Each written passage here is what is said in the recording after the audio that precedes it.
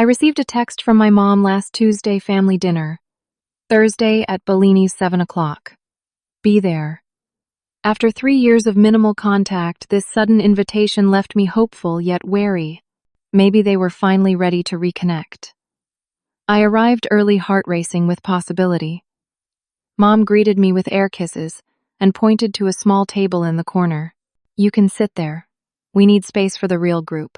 Stunned but composed, I nodded, ordered a drink, and quietly slipped my card to the server. Charge everything on that table to this, I whispered, then walked away, my unexpected revenge already in motion. The drive home from Bellini's that night was nothing like the drive there. Heading to the restaurant, I'd been full of nervous anticipation. Driving away, I felt a strange mix of vindication and sadness. My name is Ruby Fletcher. I'm 32 years old and run a successful interior design business in Seattle. Most people who meet me now see a confident professional woman. Few know that I left home at 18 with $200 in my pocket and a heart full of determination to prove my worth to a family who never saw it. Growing up in the Fletcher household meant living in the shadow of expectations. My mother, Amanda Fletcher, married into old Seattle money and dedicated her life to maintaining the image of the perfect family. She served on charity boards, hosted garden parties, and micromanaged our appearance, behavior, and achievements with relentless precision. My father, Richard, built his commercial real estate business from his family's modest foundation into an empire. He was rarely home, and when he was, he retreated behind newspaper and later iPad screens, outsourcing parenting to my mother. He wasn't cruel like she sometimes could be, just absent physically and emotionally. Then there's my younger sister, Tiffany. 3 years my junior, she learned early to play the game, to be the compliant, perfect daughter who reflected exactly what our parents wanted to see. Where I questioned, Tiffany acquiesced. Where I rebelled, she complied. By the time I left home, she had solidified her position as the golden child, the daughter worthy of the Fletcher name. When Mom's invitation came through, I stared at my phone for a full 5 minutes. 3 years of birthdays had passed with only perfunctory calls. 3 Christmases where I wasn't included in family celebrations. Countless milestones in my career that went unacknowledged by the people who should have been proudest. You should go, my best friend, Jenna told me over coffee the day after I received the invitation. Jenna has been my rock since design school, the family I chose when my biological one proved too toxic. Why? So they can remind me how I don't measure up. I stirred my latte absently. No, Jenna said firmly. So you can remind yourself how far you've come. Maybe they've changed. And if they haven't, at least you'll have closure. Closure. That word held such promise. Perhaps that's what I needed. One final chance to see if anything could be salvaged from the ruins of our relationship. So I accepted the invitation with a simple, I'll be there, and spent the next 2 days oscillating between hope and anxiety. I chose my outfit carefully, a simple black dress, professional, but elegant, with a single piece of statement jewelry. Nothing flashy enough for my mother to criticize, but nothing that screamed desperation to please either. I arrived at Bellini's 10 minutes early, taking deep breaths in my car to center myself. This restaurant had been a special occasion spot for the Fletchers, anniversary dinners, business celebrations. The last time I'd been here was for my high school graduation, before things fell apart completely. Walking in, I froze in the doorway. The maitre d' smiled questioningly as I tried to process what I was seeing. Not just my parents and Tiffany, but at least 20 people crowded around pushed together tables in the center of the restaurant. Family friends, business associates, my father's golf buddies and their wives, my mother's garden club friends. This wasn't a family reconciliation dinner. This was some kind of social event, and I'd been invited as an afterthought. My mother spotted me and waved me over with the practiced smile she reserved for public appearances. "Ruby, you're here. We're actually quite full at the main table," she said, gesturing to the crowded center of the room before pointing to a small table for 2 near the kitchen doors. "You can sit there. We need space for the real group." The real group. Her words struck me like a physical blow. After 3 years, after the hope I'd allowed myself to feel, I was still an outsider, an inconvenience. A box to check so no one would ask why Richard and Amanda's older daughter wasn't present. I nodded, not trusting my voice, and walked to the designated table. As I passed the main group, I recognized several faces, including the Harrises, whose downtown penthouse I had recently redesigned. Mrs. Harris gave me a confused smile, but didn't say anything as I passed. My mother turned back to her guests, my arrival already forgotten. And something inside me, some last fragile hope, crumbled away. The back table was the kind restaurants keep for overflow or last-minute accommodations, wobbly too close to the kitchen with chairs that didn't quite match. I sat with my back straight, refusing to physically manifest the diminishment I felt. A young server approached, looking slightly uncomfortable. Her name tag read Taylor. "Can I get you something to drink?" she asked. "Sparkling water for now." "Thank you," I replied, keeping my voice steady. As Taylor left, I watched my family holding court at the center of the room. My mother was wearing a new designer dress I recognized from the spring collection, her honey blonde hair freshly highlighted and styled. My father sat at the head of the table, his posture that of a man accustomed to commanding attention. And Tiffany, radiant in pale blue, was being introduced around the table like a prize show pony. "And this is our daughter, Tiffany," my mother said loudly enough for me to hear. "She's just been promoted to senior account executive at Harper Media." I hadn't known about Tiffany's promotion. But then why would I? The last text from my sister had been 3 months ago, a generic happy birthday, with no follow-up to my response. The Harrises were seated near my parents, and I watched as my mother leaned in conspiratorially to Mrs. Harris. "Oh yes, Ruby did a lovely job with your apartment. She's always had a little flair for decoration. Nothing like professional training, of course, but she makes do." Mrs. Harris looked confused. "But I thought Ruby graduated from the Design Institute.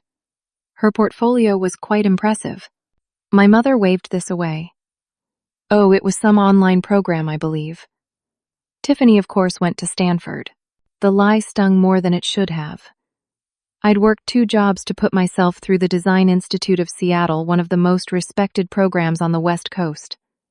My final project had won a National Student Award. But in my mother's revisionist history, my accomplishments would always be minimized. Taylor returned with my water and a basket of bread. "Here you go. Are you waiting for someone else?" she asked, glancing at the empty chair across from me. "No," I said quietly. "Just me." Something in her expression shifted to understanding. "I'll give you a few more minutes with the menu," she said, and there was kindness in her voice. I opened the leather-bound menu, but couldn't focus on the words. Through the ambient restaurant noise, I could hear snippets of conversation from the main table. Someone mentioned retirement. Then there was a toast glasses clinking, and my father stood up. "Thank you all for coming tonight to celebrate this milestone," he began. "Milestone? What milestone?" "After 35 years building Fletcher commercial properties, it's time to pass the torch. In 2 months, I'll be officially stepping down as CEO." My water glass froze halfway to my lips. My father was retiring. This wasn't just a random social dinner. It was his retirement announcement. A major family event that I'd been sidelined for, invited as an apparent afterthought. The pain was swift and sharp. I designed corporate offices for clients who treated me with more consideration than my own family was showing now. "But Fletcher Commercial will stay in the family," my father continued. "I'm proud to announce that Tiffany will be stepping into the role of Chief Operating Officer with a path to CEO within the next 5 years. Applause erupted around the table. Tiffany stood blushing appropriately to accept congratulations. She'd been working at my father's company for 4 years? 5 at most. And now she was on track to run it. I thought about the nights I'd stayed up helping her with business homework when we were younger. How she'd once said she wanted to be a veterinarian. When had the plan changed? Why hadn't anyone thought I might want to know? Decide on something to eat. Taylor had returned her notepad ready. In that moment, I had a choice. I could leave, drive home, and lick my wounds in private. I could make a scene demand recognition of my existence. Or I could stay, maintain my dignity, and refuse to play the victim role they'd assigned me. "Yes," I said, closing the menu. "I'll have the cedar plank salmon. And I think I will have a drink after all." the Westland single malt neat.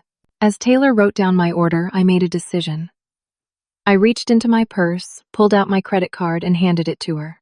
"I'd like to start a tab," I said quietly. "Sure thing," Taylor replied, taking the card. "One more thing," I added, my voice low. "The large party in the center, I'd like to cover their bill as well. But please don't tell them until the end of the evening." Taylor's eyes widened slightly, but she nodded. "I'll need to speak with the manager to set that up." "Are you sure? They're ordering the reserve wines and—" "I'm sure," I interrupted. "It's a family celebration after all." As Taylor walked away with my card, I felt something shift inside me. For years, I'd been waiting for my family to acknowledge my worth. Tonight, I would acknowledge it myself. Taylor returned shortly with my whiskey and a discreet nod that told me everything had been arranged. The amber liquid burned pleasantly as I sipped it, a small comfort, as I continued to watch the celebration unfold without me. The restaurant was one of Seattle's finest, with entrees starting at $40 and climbing rapidly from there. I could see my mother pointing out menu items to guests. Her familiar "everything here is wonderful" speech that really meant order the expensive options we're paying. Except tonight, unbeknownst to them, they weren't. I thought about the financial journey that had brought me to this moment. When I left home at 18, I had nothing but my savings from summer jobs.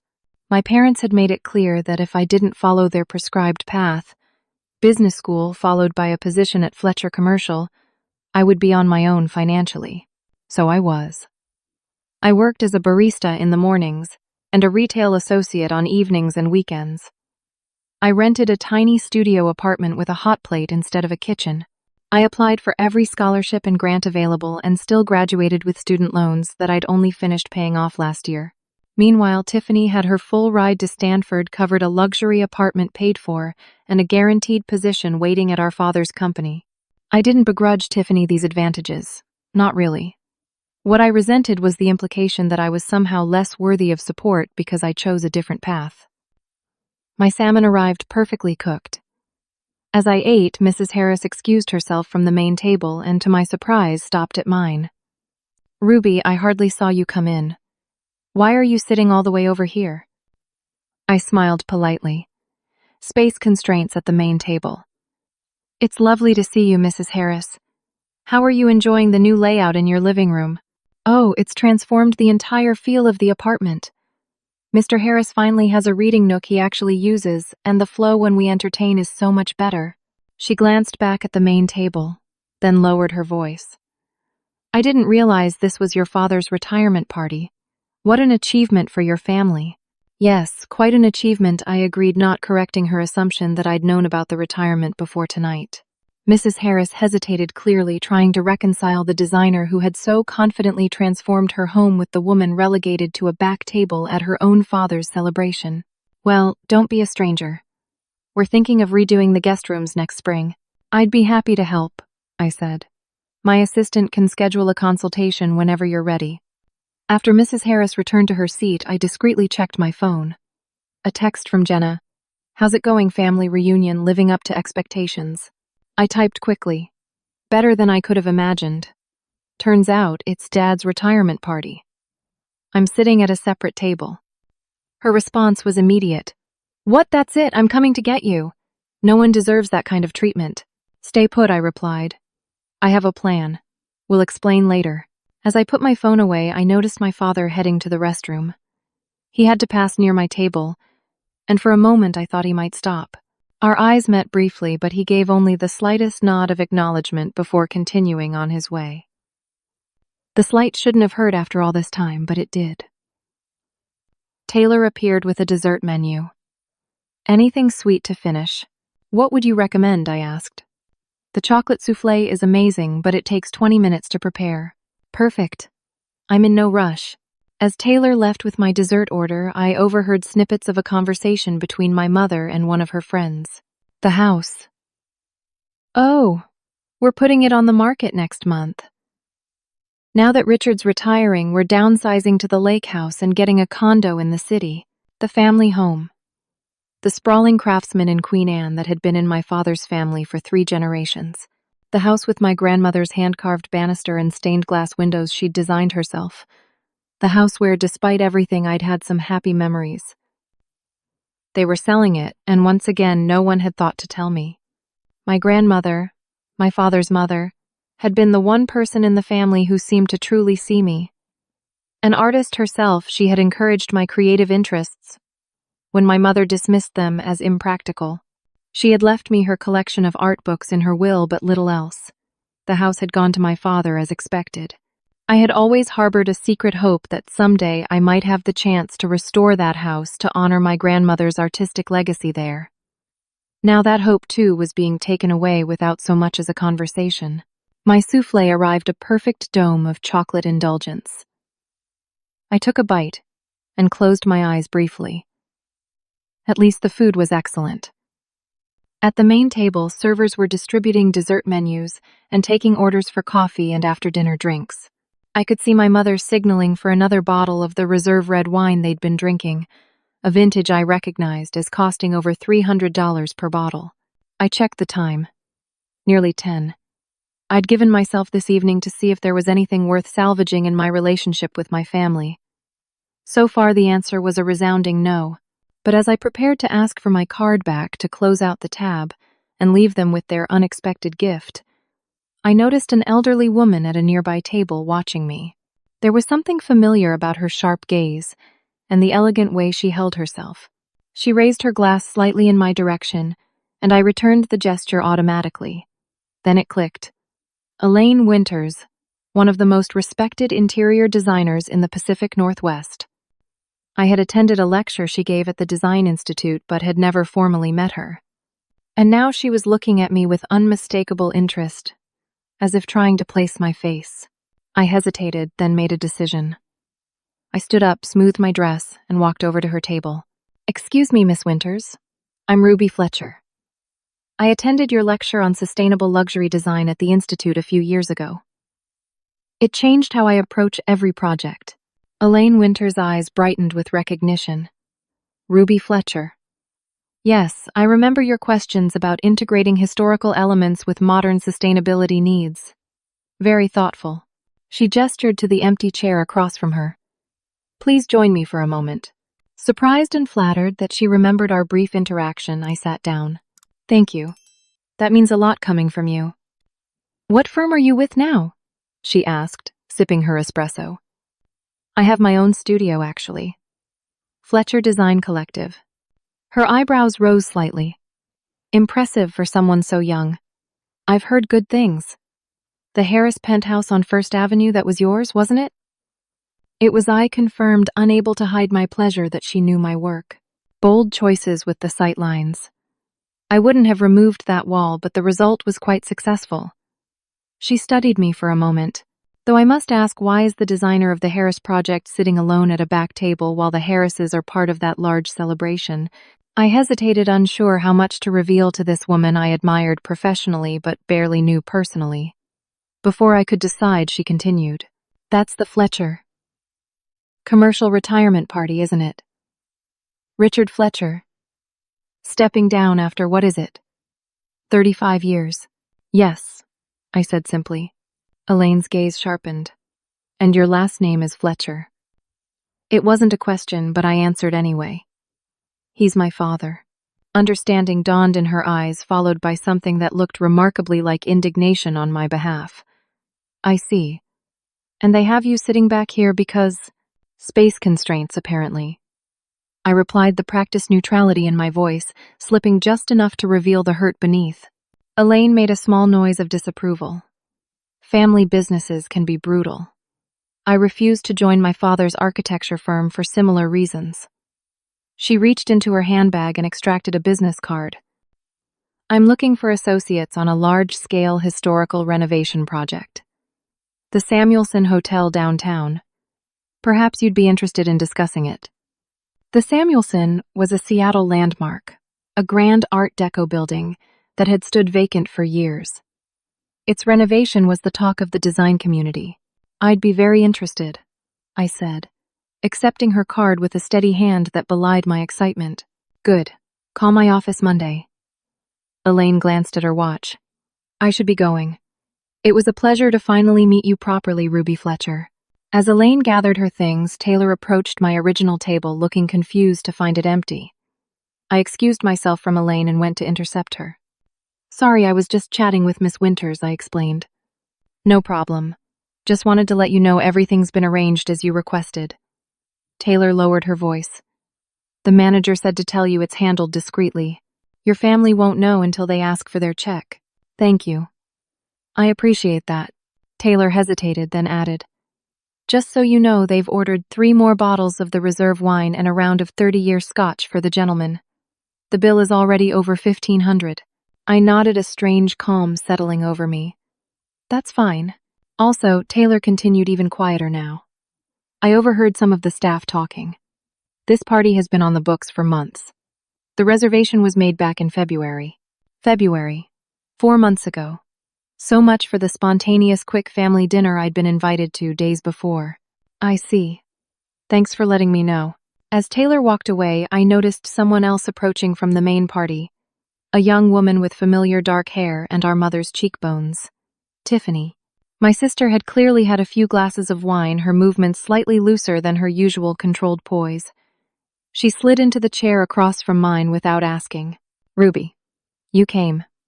She said it like she was surprised, though she'd known I would be here. I was invited. I replied simply. Right. Yeah, Tiffany fiddled with her napkin. Listen, it's good you're here and all, but maybe you could just not make a thing of it. Tonight's kind of important. A thing of what, I asked, genuinely confused. Tiffany sighed, impatient. You know, your usual drama. The whole poor, neglected Ruby routine. Dad's announcing me as COO tonight, and Mom's already stressed about everything being perfect. The casual cruelty of her words felt like a slap. When have I ever created drama at a family event, Tiffany? She rolled her eyes. Oh, come on. The Christmas where you showed up with that awful blue hair. I was 19, and I'd been invited to Christmas dinner. No one told me there would be 20 business associates there, too. Or when you brought that girl to Dad's 50th. You mean my roommate? Who came as my +1 because the invitation specified and guest. Tiffany waved this away. Whatever. The point is, this is a big night for me. For the family. Just keep it together, okay? Don't make Mom regret inviting you. I studied my sister's face, seeing for the first time how much our mother's worldview had shaped her. The constant anxiety about appearances, the equating of family with business, the reflexive dismissal of anything that didn't fit the approved narrative. Why did she invite me, Tiffany? At the last minute to sit alone for Dad's retirement party that's been planned for months. Tiffany shifted uncomfortably. The Harrises asked about you. And the Wilsons. Mom said it would look bad if you weren't here. There it was. Not because I was wanted. Not because I was family. Because my absence might cause gossip. I see, I said quietly. Tiffany stood up. Mission apparently accomplished. Great. So we're good. We're fine, Tiffany. Congratulations on the COO position. She beamed, the first genuine expression I'd seen from her all night. Thanks. I've been working really hard. Dad says I have a natural talent for the business. For a fleeting moment, I saw the little sister I'd once been close to, the one who used to crawl into my bed during thunderstorms. Then her smile faded, replaced by a look of concern, as she glanced back at the main table. I should get back. Mom's watching. As Tiffany walked away, I felt a deep sadness. My sister was as much a product of our parents' manipulation as I was a victim of their neglect. She'd been rewarded for conformity while I was punished for independence. Neither path had led to genuine happiness or authentic family connection. My phone buzzed with a call from an unfamiliar number. Normally I'd let it go to voicemail during dinner, but tonight I welcomed the distraction. Ruby Fletcher speaking. Miss Fletcher, this is Marcus Bennett from Architectural Quarterly. I'm calling about your submission for the Emerging Designers feature. I stepped away from the table, heart suddenly racing. I'd submitted my portfolio months ago, but had given up hope of hearing back from the prestigious publication. Yes, of course. Thank you for calling. We'd like to include your waterfront restoration project in our September issue. Your integration of original materials with contemporary elements was particularly impressive. The waterfront project had been a labor of love, a rundown boathouse transformed into a modern living space while preserving its century-old character. I'd poured myself into it when my client gave me creative freedom. That's wonderful news. Thank you. We discussed the details. They needed high-resolution images, a technical statement, and would want to interview me in the coming weeks. As I ended the call, I looked across the restaurant at my family celebrating without me. The irony wasn't lost on me. In this moment of professional validation, I was physically present, yet completely excluded from the family that should have been my first support system. Taylor approached again. Just checking if you need anything else. Actually, I said, making a spontaneous decision, I'd like to add a bottle of the Cristal to my tab. For myself. And please join me for a glass if you're able to take a break later. Taylor's eyes widened slightly. That's very generous, but I'm not supposed to drink during my shift. After your shift, then. It seems like a night for celebrating new beginnings. As Taylor went to retrieve the champagne, I watched my father stand to give another toast. From this distance, I could see the pride on his face as he put his arm around Tiffany. I couldn't hear his words, but I could read the body language. The approval I had spent years trying to earn freely given to my sister for following the prescribed path. The bottle of Cristal arrived, its price alone more than I'd had to my name when I left home at 18. I poured myself a glass, the effervescence catching the restaurant's soft lighting. To professional recognition, I thought, raising the glass slightly. To finding validation outside the narrow confines of the Fletcher family values. As I sipped the exceptional champagne, I noticed my father leaving the main table and heading in my direction. For a wild moment, I thought he might be coming to speak to me properly at last. Instead, he stopped directly in front of me with a businesslike expression. "Ruby," he said, his tone, the same one he might use with a casual acquaintance. "Your mother mentioned you're here. I trust everything is satisfactory with your seating." Before I could answer this bizarre question, he continued, "We're collecting for my retirement gift. The group is putting together a fishing trip to Alaska. I believe $300 per person is the agreed contribution." The request was so unexpected, so divorced from the reality of our relationship, that for a moment I could only stare at my father. "You want me to contribute $300 to your retirement gift?" I finally managed to ask. "That's what everyone's putting in," he confirmed, as if this were a completely normal conversation to be having with a daughter he'd barely acknowledged all evening. "Janice is collecting. Table 7. I looked past him to the woman he'd indicated. His longtime executive assistant who had always treated me with the same distant professionalism as my father himself. "Let me understand," I said carefully. "I wasn't included in planning this event. I was invited days ago to what I was told would be a family dinner, only to discover it's your retirement party that's been in the works for months. I've been seated separately from everyone else. And now you're asking me to contribute to a group gift I had no part in selecting." A flicker of discomfort crossed my father's face, but it was quickly replaced by the mild impatience I recognized from childhood. His expression whenever I asked inconvenient questions or failed to simply go along. "It's a standard contribution, Ruby. If it's a financial hardship, of course you can give less." The condescension in his tone was the final straw. All evening I'd been holding on to my composure, maintaining dignity in the face of exclusion and dismissal. But this assumption that I, a successful business owner, would find $300 a hardship, while also presuming I would want to contribute anything at all, broke something inside me. "I don't think you understand," I said, my voice quiet but clear. "I'm not going to contribute to your gift because I wasn't part of this celebration. Not really. I was an afterthought invited for appearance's sake." My father's expression hardened. "This attitude is exactly why your mother hesitated to include you, Ruby. Everything always has to be some kind of statement with you." "No, Dad. I don't make statements. I make choices. I chose a career that makes me happy instead of one that would please you. I chose to stand on my own financially when the support you gave Tiffany was made conditional for me. And now I'm choosing to decline participating in a gift-giving charade for a retirement party I wasn't meaningfully included in." I could see the familiar shutdown happening. The way his eyes became distant, his posture stiffened. It was the same response he'd had to every attempt I'd ever made to address the inequities in our family. I see, he said coldly. Well, if that's your position, it is I confirmed. But I do have a gift for you and the entire party.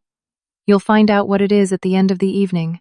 Confusion flickered across his face, but he didn't ask for clarification. With a curt nod, he returned to the main table. As I watched him go, I felt a strange lightness. For years, I'd been carrying the weight of unmet expectations, trying to prove my worth to people who had already decided I came up short. In this moment, I released that burden. My champagne still sparkled in its glass. I raised it in a silent toast to myself, to the woman who had built a life and career on her own terms. The woman who no longer needed her parents' approval to know her own worth. Taylor approached with a slightly anxious expression. Everything okay? I saw your father over here. Everything's fine, I assured her. Better than fine, actually.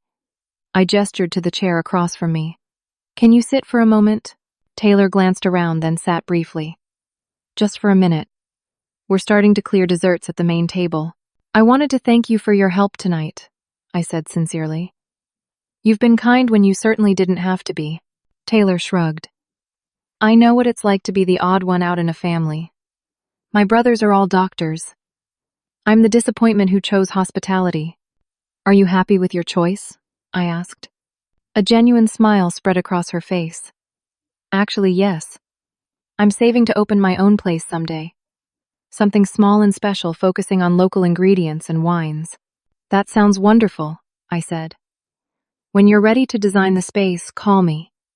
I handed her one of my business cards. First consultation is free. Taylor's eyes widened as she read the card. You're an interior designer. Wait, Fletcher. Are you related to? That's my father, I confirmed, nodding toward the main table. Understanding dawned on her face. And they put you at a back table at his retirement party. That's cold. Family dynamics are complicated, I said, the understatement almost making me laugh.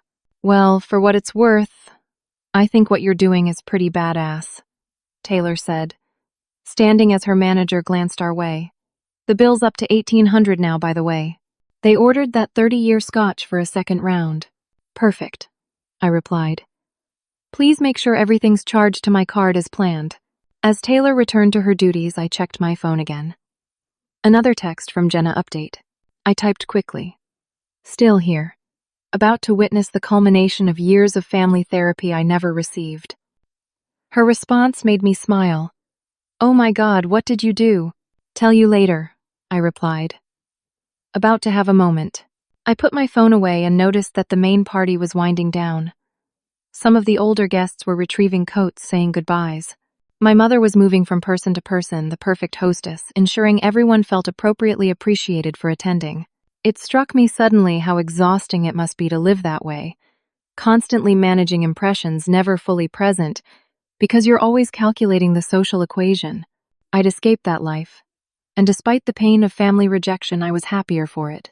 As if sensing my thoughts, my mother glanced my way. For a brief moment, our eyes met across the restaurant. I didn't smile, didn't wave, simply held her gaze. She was the first to look away, turning back to her guests with renewed animation. The restaurant had grown quieter as other diners finished their meals and departed. The main party was now the dominant presence in the space, their laughter and conversation filling the room. I watched as my father signaled for the check, his gesture confident. The motion of a man accustomed to picking up the tab, to being the provider, the patriarch. The manager himself approached their table with the leather folder containing the bill. I couldn't hear the exchange, but I could see the moment my father opened it. The sudden stillness, the furrowed brow, the second look at the total. He said something to the manager, who responded with a professional smile and a gesture toward the itemized list. My father's expression darkened as he reviewed it. What do you mean over $2,000? His voice carried across the now quieter restaurant. This can't be right. I stood up, smoothed my dress, and walked calmly toward the main table. The timing couldn't have been more perfect if I'd planned it for months, as they had planned this party without me. There must be some mistake, my father insisted as I approached. We didn't order this much scotch or these champagnes. The manager maintained his professional composure. I assure you, Mr. Fletcher, the bill is accurate. Your party consumed 3 bottles of the Reserve Bordeaux at $325 each. 2 rounds of 30-year Macallan for 6 gentlemen at $70 per pour, and the food orders as listed. My mother leaned over her face, flushing with embarrassment as she saw the total. Richard, not now, she muttered, acutely aware of their guests' attention. No, this is ridiculous, my father insisted, his voice rising. Why is it over $2,000? We need to speak to the server. Taylor appeared, her expression neutral, but her eyes flicking briefly to me. Yes, sir. Is there a problem? This bill is outrageous, my father stated flatly. We didn't order half of these items. I can assure you, sir, everything listed was served to your table. I handled most of the orders myself. Then there's been some mix-up with another table, my father insisted. It was time. I stepped forward into the circle of light around their table. There's no mistake, Dad. All eyes turned to me. My mother's expression shifted from embarrassment to wariness. Tiffany looked confused. My father's brow furrowed deeper. What are you talking about, Ruby? The bill is correct, I said calmly. And it's been taken care of. Taken care of. What does that mean? My father demanded. It means I paid it, I said simply. Consider it my contribution to your retirement celebration. A stunned silence fell over the table. I could see the guests exchanging glances, uncomfortable to be witnessing what was clearly becoming a family matter. My father's expression darkened further.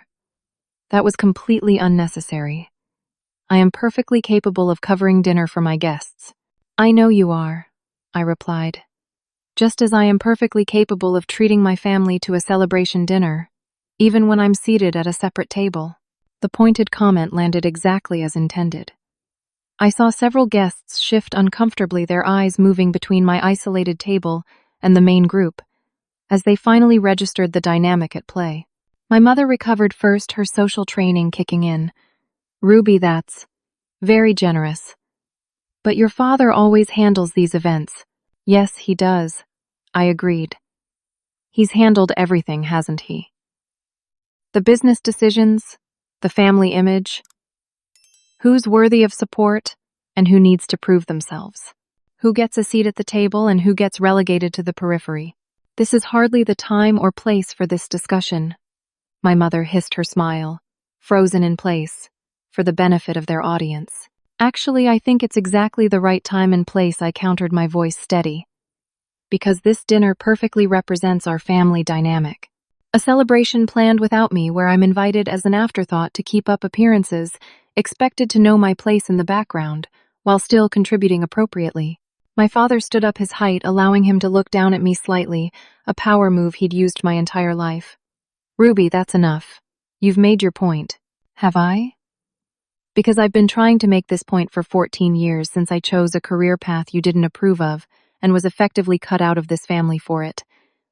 Nobody cut you out, he objected. You chose to distance yourself. Did I?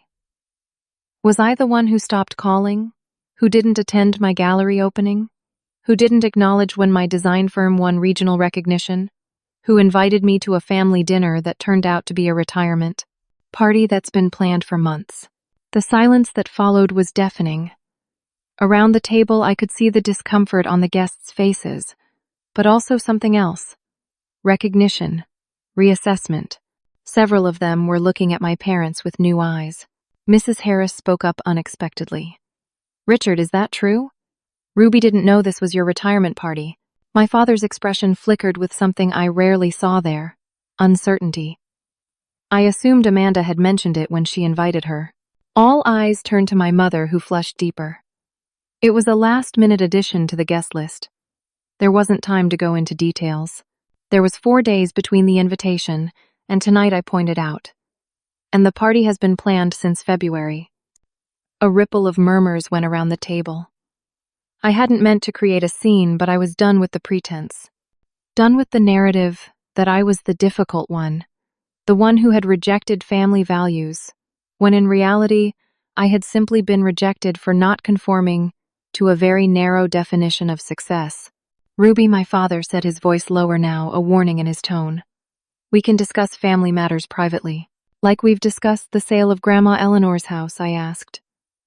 The house with her handcrafted elements that I've never had a chance to even photograph before, they're lost forever.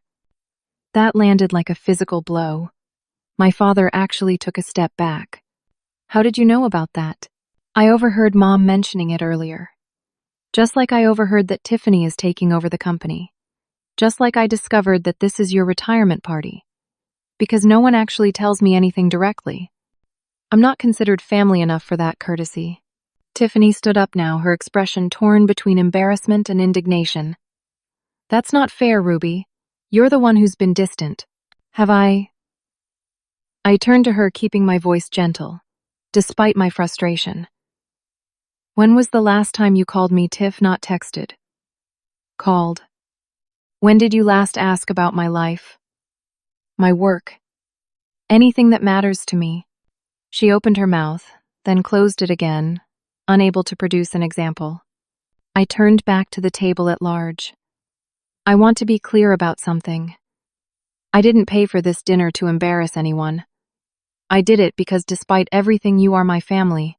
I've achieved success by any objective measure. Success I earned entirely on my own. And I wanted to demonstrate that I can contribute to this family, even when I'm not embraced by it. I could see my words landing with different effects around the table. Some guests looked embarrassed, others thoughtful. A few seemed impressed. My parents looked like they'd been caught in a spotlight they never anticipated. In my business, I continued, I help people create spaces that reflect their true values. Homes where family members feel welcome and included, not judged or sidelined. Spaces where genuine connection can happen. I turned to my father directly. Congratulations on your retirement, Dad. 35 years is an impressive legacy. I hope you find what you're looking for in the next chapter. Then to my mother. Thank you for the invitation, Mom. Limited as it was, it gave me clarity I've been needing for a long time. Finally, to my sister. Congratulations on your promotion, Tiffany. I hope the company brings you the fulfillment you're seeking. I nodded to the table at large. Please enjoy the rest of your evening. The bill has been paid in full, including gratuity. I turned to leave, my heart pounding but my steps steady. I'd said what needed to be said with dignity and truth rather than accusation. I felt lighter than I had in years. Ruby, wait. It was my father's voice, but with a tone I rarely heard from him. Uncertainty. I paused, turning back. You didn't have to do this, he said, gesturing to the bill. I know, I replied simply. I chose to. That's the difference between obligation and family, Dad. One is about what you have to do. The other is about what you choose to do even when it's not required or expected. I didn't realize. He began, then stopped, seemingly at a loss for words. Mrs. Harris stood up. Ruby's work on our penthouse was exceptional, Richard. You should be very proud of what she's accomplished independently. She turned to me. And I agree with what you said about spaces reflecting values. Our home feels more like us since your redesign. More authentic. Several other guests nodded, a subtle shift in the room's energy as people registered and responded to the truth I'd spoken. My father looked around at his business associates and friends, seeing their reactions. Something in his expression changed. A recognition, perhaps, that the narrative he'd maintained about me didn't align with others' perceptions. Perhaps, he said slowly, we could have lunch next week. To discuss things. It was the smallest of openings, but more than I'd expected tonight. I'd like that, I said simply. You have my number. With that, I walked out of Bellini's head, high heart full of a complicated mixture of sadness and liberation. Behind me, I heard the murmur of conversation resume, the social machinery grinding back into motion after its unexpected interruption. Outside, the Seattle night was clear and cool, the skyline glittering against the dark. I took a deep breath, letting the air clear my lungs and my mind. My phone buzzed with a text from Jenna. Do I need to bring ice cream and wine? I smiled and typed back. No ice cream needed. But I have an excellent bottle of Cristal we could share, and quite a story to tell. As I walked to my car, I felt something I hadn't expected: gratitude. Not for my family's behavior, but for the clarity this evening had brought. The recognition that I had built something valuable on my own terms. And perhaps, just perhaps the first fragile bridge toward a more honest relationship with the people who had shaped me for better and worse. 1 year can change everything. As I arrange flowers in the center of the dining table, sunlight streams through windows that didn't exist 12 months ago. The cottage that once belonged to my grandmother Eleanor now breathes with new life. Walls removed to create flow, original woodwork restored to honey gold warmth windows, enlarged to embrace the view of Puget Sound. It's been exactly 1 year since that night at Bellini's, the night I paid over $2,000 for a dinner I barely ate at a table separated from my family. The night that unexpectedly began the slow process of healing what had been broken for so long. The lunch my father suggested actually happened, though not quite as planned. He showed up at my design studio unannounced, 3 days after the restaurant confrontation, looking uncomfortable among the fabric samples and mood boards. "Your receptionist said I could come back," he explained, standing awkwardly in my office doorway. I gestured to a chair. "Would you like to sit?" He sat stiffly, looking around at the awards and project photos on my walls with what seemed like genuine curiosity. "This is impressive." "Thank you," I said, simply waiting. My father has never been good with emotional conversations. He cleared his throat twice before speaking again. "Your mother and I have been discussing the house sale, not exactly the opening I had expected." "I see. You mentioned your grandmother's architectural elements. The stained glass, the woodwork." "Yes." He looked directly at me for perhaps the first time in years. "Would you want the house?" The question caught me completely off guard. "What do you mean?" "To buy. We'd give you first option, of course. Market value, but we could be flexible on terms." It wasn't an apology or even an acknowledgement of the deeper issues between us. But it was something, a recognition of my connection to my grandmother, to that house and its history. "I can't afford the Queen Anne house," I said honestly. "Not at market value." He nodded, unsurprised. "What about Eleanor's cottage on Bainbridge? The one she left to me that we've been renting out." "It needs work, but the location is good." The small cottage had been my grandmother's retreat, her personal space away from the family home. I'd spent magical weekends there as a child, watching her paint and work with stained glass in the studio she'd converted from a garage. "I might be interested in that," I said carefully. "I'll have the paperwork drawn up. We can work out a fair price." It wasn't the emotional reconciliation one might see in movies. There were no tears or dramatic embraces.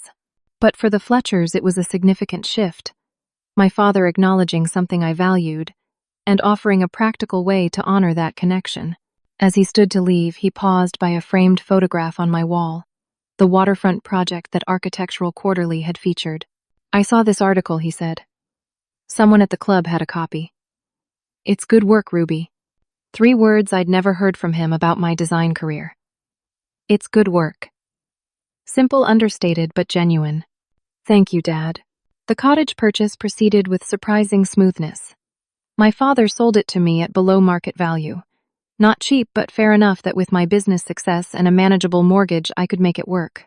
More importantly, he included all the original furniture and artwork my grandmother had created there. The renovation became my passion project over the following months.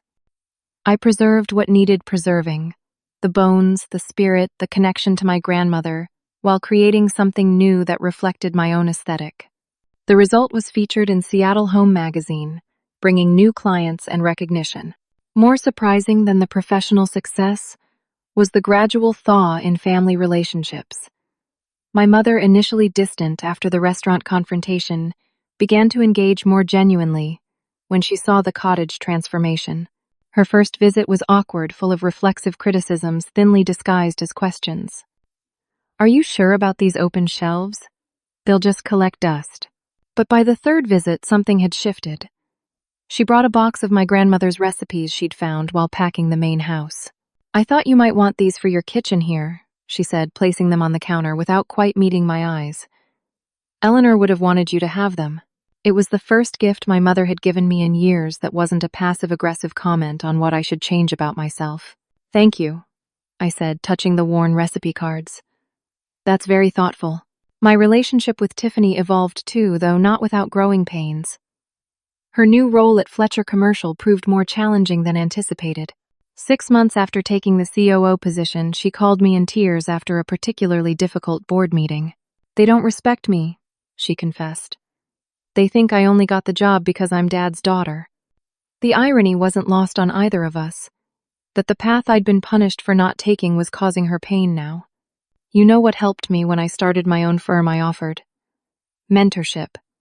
Not from Dad or anyone connected to him. Find someone you respect in the industry who doesn't know our family." She followed my advice, seeking guidance from a successful woman who'd built a competing real estate development firm. Gradually, Tiffany found her own approach to leadership, one that incorporated her natural strengths rather than trying to replicate our father's style.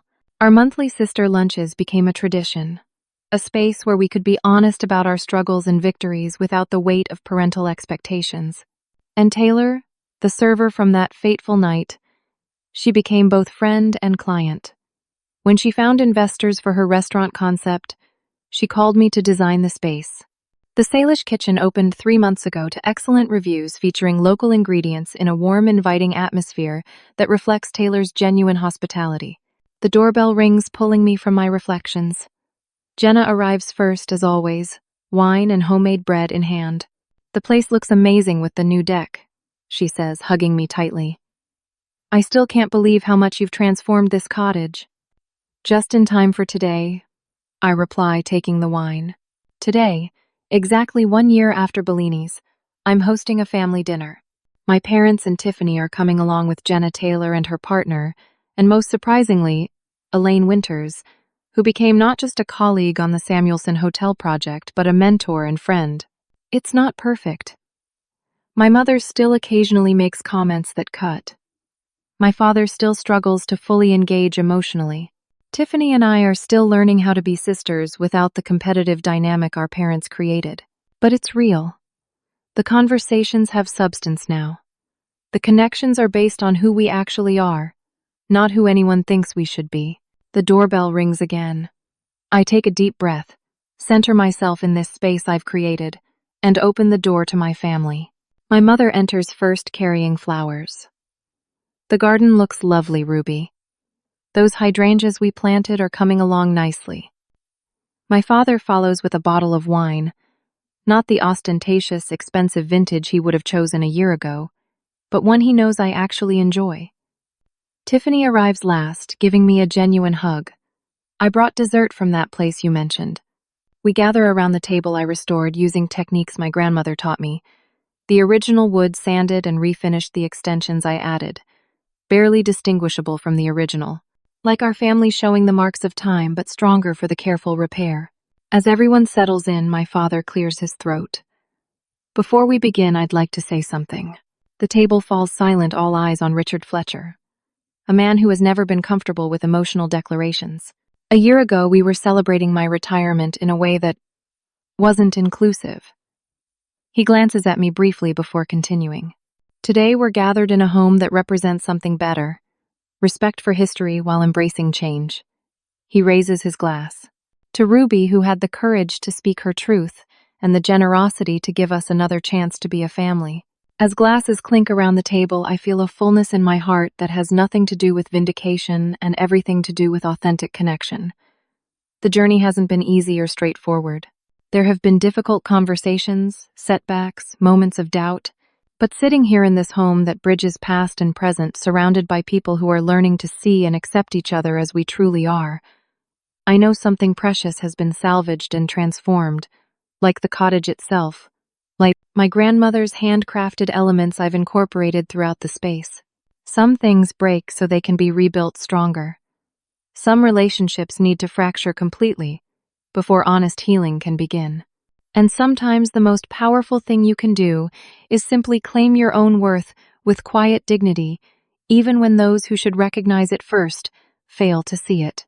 I raise my glass in return. To family, the one we're born into, and the one we create along the way. Later, as conversations flow naturally around the table, Elaine pulls me aside. "You've created something special here, Ruby. Not just the design, but the feeling. It's what I've always believed about spaces. They reflect who we truly are." "I had a good teacher," I reply, thinking of my grandmother of Elaine herself, and even of the painful lessons my family unknowingly taught me about creating environments where people feel valued. As the evening winds down, my father lingers after the others have moved to the deck. He examines a stained glass panel I restored and installed in the kitchen window, one of my grandmother's original creations. "You know," he says quietly, "Eleanor always said you were the one who inherited her eye for beauty. I didn't understand what she meant back then. And now," he gestures around the transformed cottage, "now I see it clearly.